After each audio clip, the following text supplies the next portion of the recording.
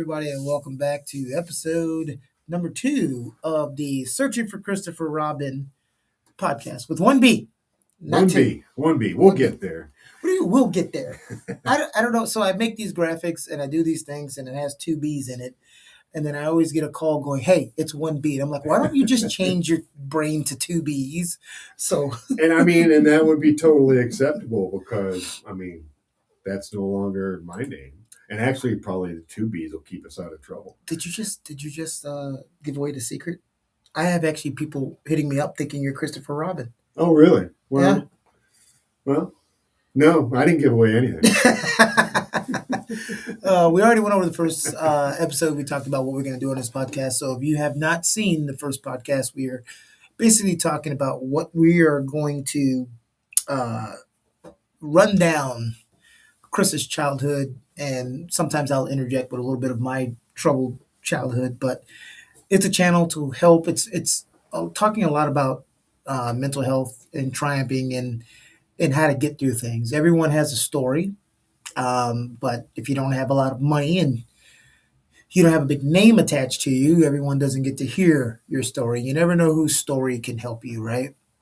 Absolutely. It's like you say, we all have a story, and if you get the right platform, you'd be surprised what your individual experiences can do to help other people, good or bad. Good or bad. I like the part where you said good or bad because, sometimes people don't know they need that specific help, right? Absolutely. Some people just deal with it, and that's one of the things we want to get a hold of is not just, swallowing it and suppressing it and thinking you can deal with it all on your own. And, not everybody's trauma is significant enough to require therapy either. I don't quantify that, but definitely being able to have the ability to seek out help without someone looking at you kind of side-eyed is good. That is an interesting thing you said. Sometimes you can't help it. You don't want to minimize anyone's, perceived trauma, even though I just said perceived, right? Right. But you do sometimes hear when people go, I went through this, and you're just looking at him. He goes, that was the least of, that was the biggest worry you had. Yeah. Trust me, you did okay. Okay. I hear you. If the worst thing your dad walked in the room and said, "You disappointed me today, champ," and that broke you up, you're doing good. Yeah, you had an actually pretty good structured household. Yeah, you are doing well.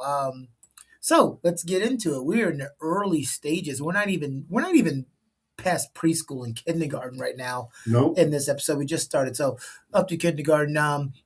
When you were little, was this when you're in kindergarten or pre-kindergarten where you had to live with your grandparents and 3 aunts? How big was this house? Yes, this was when I was living with my grandparents. My mom was a single mom. Mm-hmm. And it was, let's see if I can go through 1, 2, 3, 4 bedroom, 1 bath. Wait, hold on. 4 bedrooms. Yep. Let's try to get this straight. 4 bedrooms. 3 aunts. I'm not saying they all lived in different rooms, but I'm just saying 3 aunts, a pair of grandparents, and then there's you and your mom. Okay, yeah. Break this down for me. Yeah. So obviously there was a master bedroom for my grandparents. And then right down the hall from them, the room I remember, and I might have slept in my mother's room because she had the biggest room next to my parent or grandparents, but I had a small room. And then I'm thinking there was probably 2 in the next biggest room and maybe my crib at one point in time. And then the oldest had her room, which would have been my mom. So might have been 3 in that one big room. Yeah, I was going to say the math ain't math. Yeah. And I like how you say, obviously, I had 2 sets of grandparents. I had one that lived in the same room and one that lived in separate rooms. So, So you had the true extended family. But yeah, so it was a farm. Mm-hmm. It wasn't really a working farm, but he had, my grandfather grew a lot of vegetables and stuff like that. And eventually cannabis. I said cannabis. I tell you what, it'd be a good cash crop now because it is in New York. But Yeah, there's a little. You had chickens, and my one aunt, the one closest to me, had a horse, Mhm. and it was just, it was just a great time. It was overlooking the town of Hartwick. It had a beautiful view. It was Hartwick kind of sits in a valley, and my grandfather's house was on one side of the valley, and you could look across to the other side of the valley. And it was very Norman Rockwell, quintessential upstate New York. It was awesome. Is that where the saying "one horse farm" came in? It might be, yeah, because that's a one trick pony, isn't it? I don't know, something like that. Oh my God. Um, But that'd be like my grandfather. He's such a smart ass. If we had a farm with a donkey, he'd look and go, I have a two ass farm. He'd look at the donkey and he'd look at me, say he has two asses. So you were how old then? so all of this is from birth through, I think I was Mhm. had just turned 5 when the eventual marriage occurs. Well, that's pretty cool because back in I remember when I was little, living with being around your grandparents and aunts and all of that constantly is like, oh my God, the family. And now it's like, oh my God, all these people are around me. I don't want to be around the entire family all day, every day.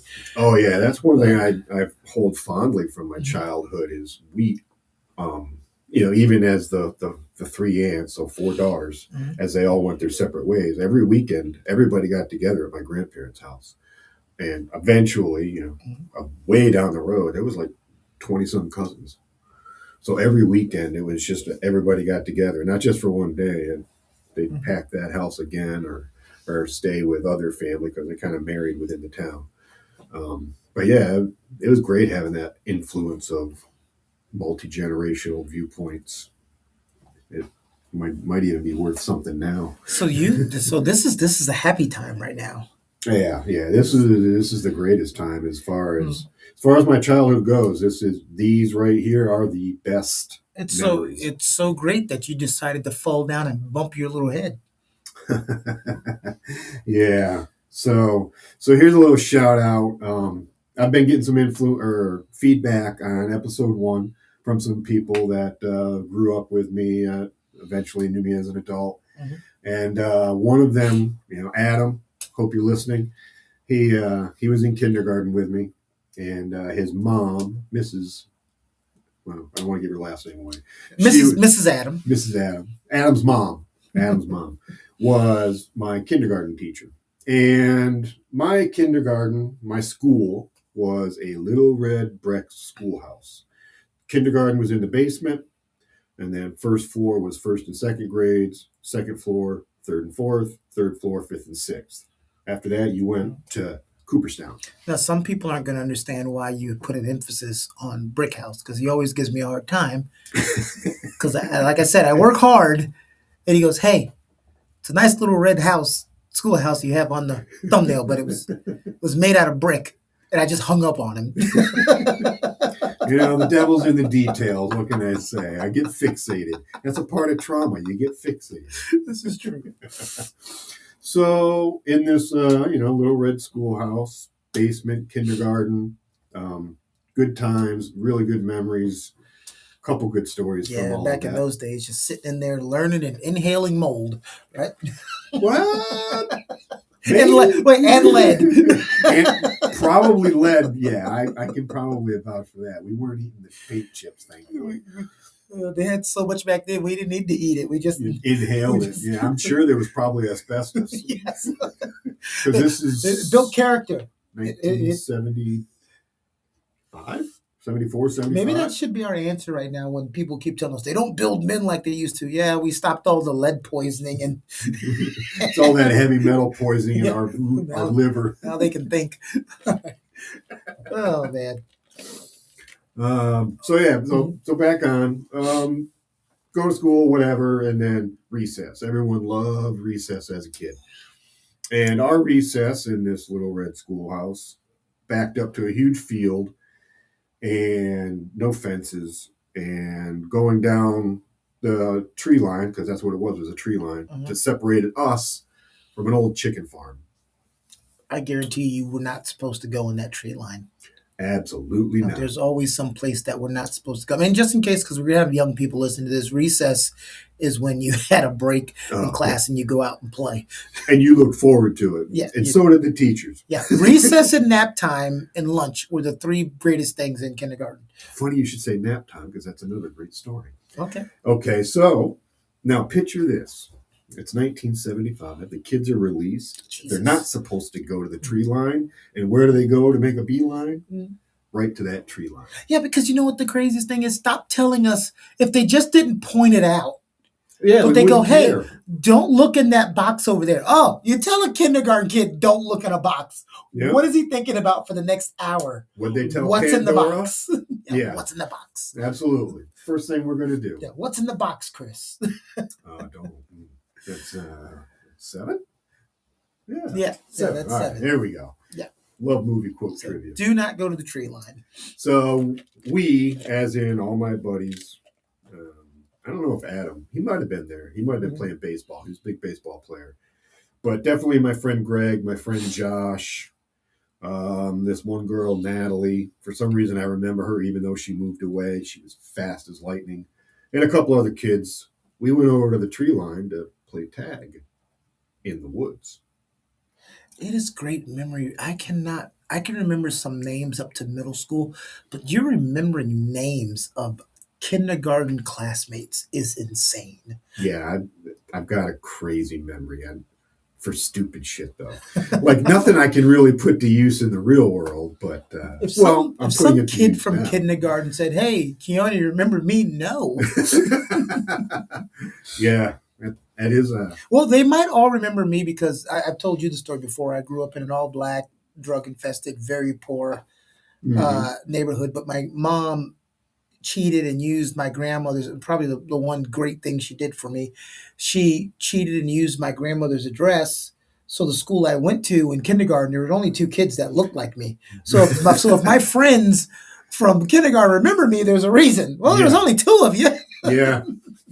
I mean, at least they remember you. Yeah. Well, throw that one away. So we're in the woods and we're playing tag, and we've been in the woods numerous times. There was trails. I mean, it's not like we were running through brush like Indiana Jones. Right. And we take off, and I'm hauling, hoofing it, and I kind of feel like it was cold, so I had on, like not just sneakers and stuff, so I wasn't very nimble. Mm-hmm. My buddy Greg was right behind me. He was not it. He was just running with me. And I don't know if I turned my head. I don't know what happened, but I tripped on a tree root. And I pitched forward, no time to stop myself whatsoever, and landed right on the edge of a tree stump. Oof. And sliced my head open, cracked. I don't know if I cracked my skull or not, but it was a traumatic injury. I still have the scar, which you can see over here. Don't show me, show them. It's right over here. And I thought that was from your wife, but now I know it's from your. It's from kindergarten. That damn tree stump. Okay. So Greg, who's behind me, he, bless his heart, I remember this clearly. Time out! That'll stop the bleeding. Yeah. He goes, Clarky's got an injury. Clarky's got an injury. And my last name was Clark back then. And so he picks me up, he helps me. We go walking out of the woods. And he helps me up to my teacher, and she was probably standing there with another teacher, maybe even another name for you, Mrs. Chase. We'll see. I remember he just kind of dropped me off and turned around and walked away. Didn't offer any explanation. And if you've ever had a head wound, they bleed profusely. Yeah, and plus, you're a kid. You're still smart enough to know. Drop you off and go. I don't need no questioning. I don't know what happened. Here you go. He was wise beyond his years. Plus, you also know I'm not spending my entire recess hanging out with you laid up in the nurse's That's office. the way I found him. Yeah, it is crazy how much the head bleeds. I remember I told you this story before. You know, in our early 20s, we do a lot of stupid things. Oh yeah. And I can remember the amount of times I came back home from the club and do not remember how I got home, Oh which is something you should not be doing. yeah. But one time I dropped all my friends off and then I hit a stop. You know how they always say accidents happen within 2 miles of the home or Yep. whatever? I hit a stop sign. The stop sign came in, crashed my sunroof, and I banged my head and I got cut from the glass. And so when I look in the mirror, it's like crimson mask. Oh yeah. Right? You think it's the worst injury? So in the world. I'm thinking like, oh, I need to call, and then I kind of snapped to it. I was like, wait a minute, I've been drinking. I can't call I'm only anybody. 23, and I just smashed into city property. I go statutes of limitation. I get home and I said, wait, it's my scalp. It's probably not that bad. I get home. My roommate looks at me like, "Oh my God, you want me to call 911?" I said, "No." I go in the bathroom. I wash off. There's a little scratch. Yeah. Right Yeah, there. yeah. You think the worst is coming, but it's crazy. Yeah, it is crazy. I So, you got a comment. Head head wounds, biggest gushers. Right. It's Oh like yeah. you think you're dying. Yeah, You're you going think to bleed to death. I can't even Um, imagine like how much blood there was during the scalpings, Yeah. like with Indians. I mean, it must have been. There's no way we're getting an accurate representation in the movies. Sorry, that's where my visual went. This is why we usually do them pre-recorded so we can edit, but now we're doing it live. I'm Yeah, trying that's to crazy. behave. Like as soon as you cut, yeah, it's insane. So you fall down, you hit your head, being in the woods where you're not supposed to be. Yep. You get dropped off by your friend with the teacher. And back then, did they have the little nurse's office? We did, Mrs. Mhm. Adams. She was Yeah. our nurse, and they called my mother, probably at work. She was an LPN, Mhm. so she was where I needed to go anyway. Mhm. And she came, picked me up with, I think, one of my aunts. There was two people. Anyway, they put me in the back seat, no car seat. Or they didn't care about a seatbelt. It's so great to be Caucasian. I would have fell down, hit my head on the stump, and been bleeding. And my mom would have got there, and the first thing she would have done was spank me for her having to leave work while taking me to the hospital. Yeah, we've heard about your mom. She sounds like a gem. I'm sorry. Thank God she's not. This is Christopher's show, so she ain't listening. She's not supporting you. Moving on. This All is right, this is your trauma, not mine. That's what make your trauma your triumph. Oh my God. So they threw me in the back seat, Mhm. and off to the hospital I went, and I just clearly remember them saying, "Don't fall asleep. Don't fall asleep. Don't fall asleep." Yeah, that was the thought back then. If you The fell asleep concussion doing, yeah, thing, yeah. And I ended up getting. I didn't get actual stitches. They used the butterfly stitches, Mhm. and that's probably why I've got such a nice scar now. Mhm. Kind of, but yeah. And I think because of that, and this is all self-diagnosis, WebMD, and Dr. McPhail. I do believe the reason that I have such a adverse reaction to spicy foods and really sour foods is because of that brain injury. Well, yeah. Anytime you have impact to the head, if it's not treated properly, if you don't go through the certain steps, you can get things permanently set. Yeah. And that, I mean, all kinds of people report all kinds of things when they get their head hit. They don't have taste, or some people they can't eat salty food. Some Whether people get it's- another language. Yeah, I got an extreme case of the sweats whenever I eat spicy food. Some people get racist. Like, wait, you got a TBI? That's why you say the N word? Okay, got it. Is that what we're using? That's what we're an doing. excuse now. Diabetes may be racist, but Diabetes. yeah, diabetes, the sugars. So you get smacked on the head and you go through that. But we're still at the big house. So you go there, and of course your grandparents seeing their little grandson all injured. Oh yeah, that was. You sucked that up, didn't you? Oh, absolutely. I mean, milk that. I was the golden child. I was the one son in an entire family of daughters. Yeah, they loved me. So of course I milked it. I could do no wrong in that house, but I did catch a lot of bitching. I mean, just imagine about a house full of women. There's just no. It's, we say bitching and we're being funny, man. It's just it happens a lot. When my mom and dad divorced, it's now my mom and my two sisters. Mhm. And there comes a point where they turn from mom and daughters to like fighting sisters. Yeah, And then you're just watching it, like what is happening in front of my eyes. mini me and me, Yeah, or just yeah, arguing and going back and forth. And it's like, holy crap. yeah. But yeah. It's and like I said earlier, only one bathroom. Oof. So yeah, yeah. Well, the good thing about you, you're a guy. If it's taking too long, you can just go out in the Oh backyard, yeah, right? find a tree and I was good Yeah. to go. We were in the country, so it didn't matter. So, how long before now there comes a time where you have to leave that situation, that living situation? Yeah, and that will. We might dive into that because we're moving along. So, you've got to you've got this kindergarten phase. You're in the house with the grandparents and the three aunts, and then we start to transition into another part Yeah, of your life. if I was to just think logically, Mm-hmm. at this point in time where I started school when I was 4, so I want to clarify that because that makes a big difference with Oh yeah, developmentally giant the difference. people I was interacting with for my entire high school career forward. Mhm. But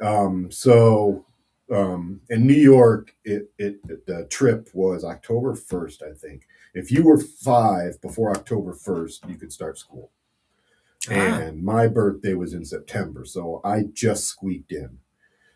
But now, if you think about it, there was people after October 1st of the previous year that had to wait an entire year who are now 5, almost going on 6. So there's a pretty good range there. You could have a 4-year-old in the same room as a 6-year-old. yeah, because I started at 6. Yeah. Yeah. So this was all just And people go, well, what does make a big difference? It's not even the 4 to 6 year old. What you're saying, it also determines if you pass every grade, if you're going to be an old senior or a or a young young senior. senior. Some people go in their senior year as 18-year-olds and they leave at 19-year-olds. Yeah, I wasn't You know, 18 until my freshman year of college, a couple months in. yeah, I was when I graduated that year. I think it was like June 20th. My birthday is June 8th. I was 19 when I graduated, Yeah, just because it fell, 12 days before graduation, or I would have graduated at 18.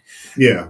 Yeah. So in this time frame, I'm pretty sure Mhm. this is where my mother was probably starting to date my soon-to-be stepfather. Mhm. Um, Yeah, I'm glad you clarified that. That was going to be pretty weird if your mom just started dating your father. yeah, Uh, that's a whole other story as to yeah. why. I don't even know where I don't want to keep people waiting too long, but man, yeah, Mhm. why he's not in the picture. Yeah. But we'll get there. Yeah, we'll get there because we're going to get there when because you don't, at this point, we're reliving. You don't know any of this at this point. This is just what Yeah. yeah, You're you're yeah, you're 4 years old, 5 years old. You don't know why your dad's not there. right. Yeah. Well, as far as I was concerned, I mean, my grandfather, he was only in his 40s, Mhm. so that was my father. Yeah. He was my influence, thank Yeah. God. Yeah.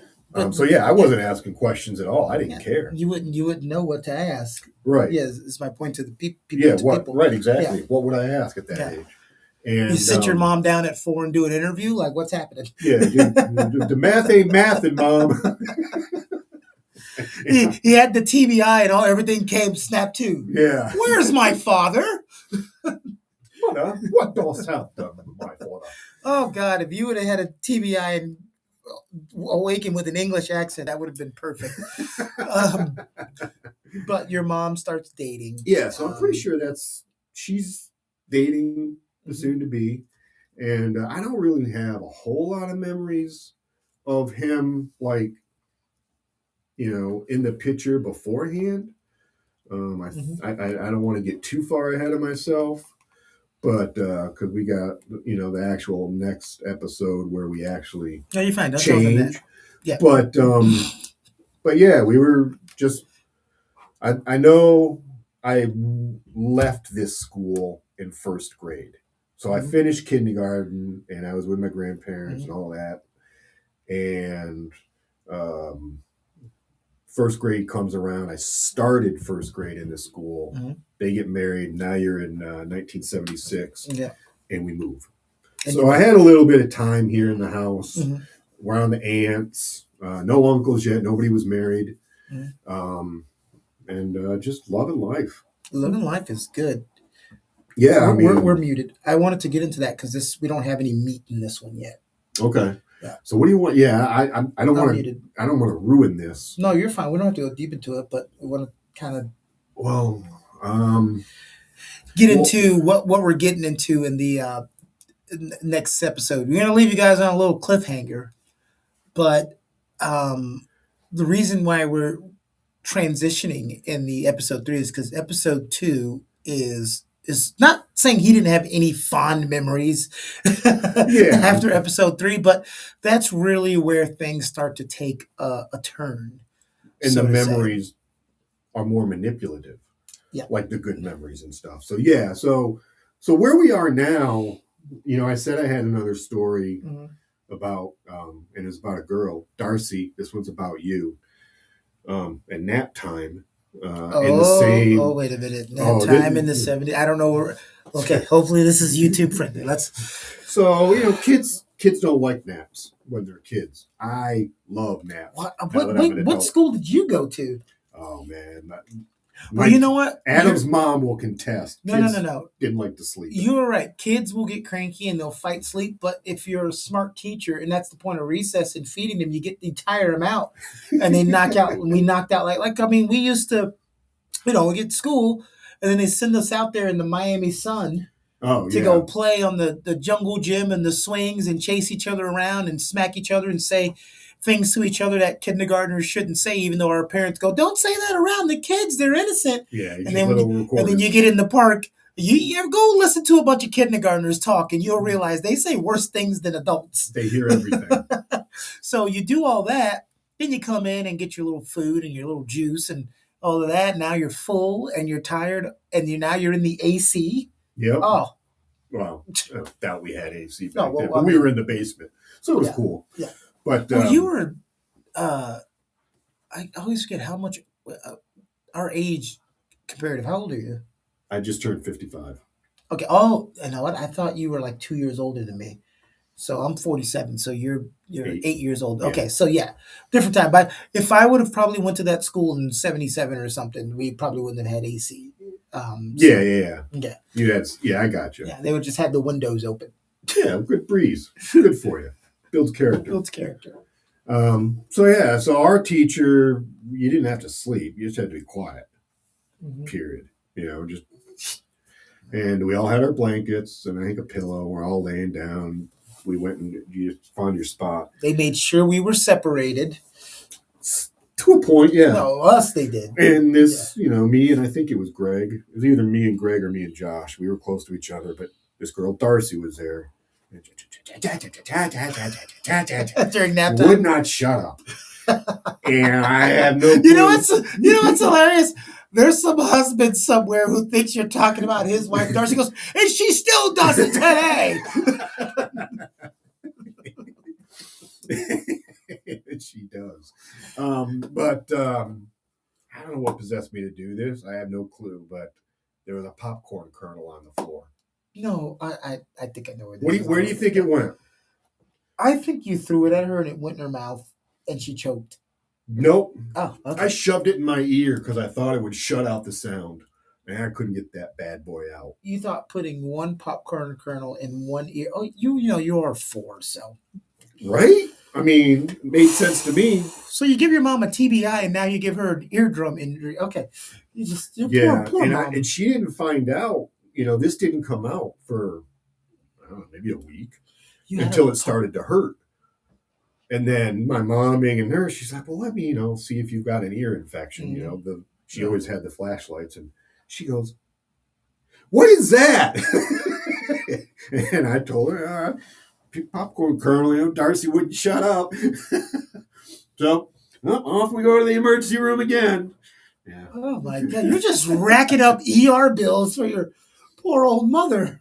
Yeah. Well, I mean, maybe she got an employee discount. I don't know. Yeah, I'll get Frequent $10 flyers. off. Yeah. I hope she didn't have to do the Forrest Gump mom thing. No. Your mama sure does love you. Ugh, good Lord. And I only say that Tom Hanks reference. I always tell him he looks like Tom Hanks. So it wasn't for the naughty joke. It was for the Tom Hanks reference. Yes. All of you out there. Don't hate us. No, don't. God, I can't imagine that. She goes looking at your ear and she just sees this weak old. Thank God you didn't live in Miami. That thing would have popped. Yeah, right. Then it might have shut her out. Would have had a little more cushioning. You would have lost an eardrum, though. Oh man, I'm glad that thing wasn't so far down, because kids dig in their ear, they dig in their nose, they do everything, and you could have jammed that thing all the way up in there. Yeah. So I think I've got a great teaser to help wrap this up and bring it all in for next episode. And because I had said that this is probably where she started dating, and that I don't have too many memories of him, we'll give him a name in a few minutes. I do remember the first time I met him. And this is a very vivid memory. And it's like one of my first solid, early memories of him and everything. And with the first time I met him, like I said, and my mom she had a Nova. She threw me in the back seat, and off we went to meet him. And he lived in another town quite a few minutes away. And at that point in my life, as soon as I hit a car, I was asleep. Yeah. So yeah, it was great, especially if they're going far. You don't have what they have now. You didn't get to sit in the back seat with a Game Boy or a phone where you can get on Netflix and all that. It get very boring. Really, you can only read the sign and I Spy license for so long. Yeah, and then you're out. And if you're all alone, you ain't playing with anybody. Yeah, so. That's right. Because your dad wants you to, or your mom wants you to shut up while she concentrates on driving. Right. So I passed out and I'm asleep. And I remember waking up when I was plopped, for a little lack of a better word, on a couch. And I woke up and my mom is standing over me and he is standing over me. And they're just looking at you. Well, she goes, well, here he is. I'll never forget that sentence. And that takes on a different meaning depending on how we interpret this podcast. It's just, everything starts with the introduction. Yeah. Exactly. If it's not, this is my son. This is my pride and joy. You understand that this is precious to me. Here it is. It might as well have been, this is the baggage I'm bringing. Yeah, this is it. So I remember looking up at him. He had curly, very light, like strawberry brown, blondish hair. These amazing ice blue eyes. His eyes were always amazing. And he had a great smile. He had the white T-shirt with the pocket. There was a pack of Marlboro Reds in the pocket, blue jeans, and that's the very first image I have of meeting him. And as far as that smile went, I don't recall being too alarmed. So, at that first meeting, I can only assume I was okay with whatever she was planning. And, nothing had happened yet.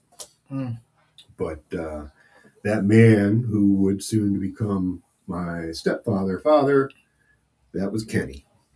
And so, yeah, we've now met Kenny. And next episode... You sound so enthused. Yeah, it's just... I can see you picturing it in your head right now. And when we get into the next episode, that's where, guys, we go for the ride, where we talk about the first forms of abuse that started. Yep. Manipulation and some other things. Now, we do joke, and I want everyone to understand, we'll joke, we do that, and we all know that humor is sort of the best. Uh, what do they call it? Coping mechanism. Coping mechanism.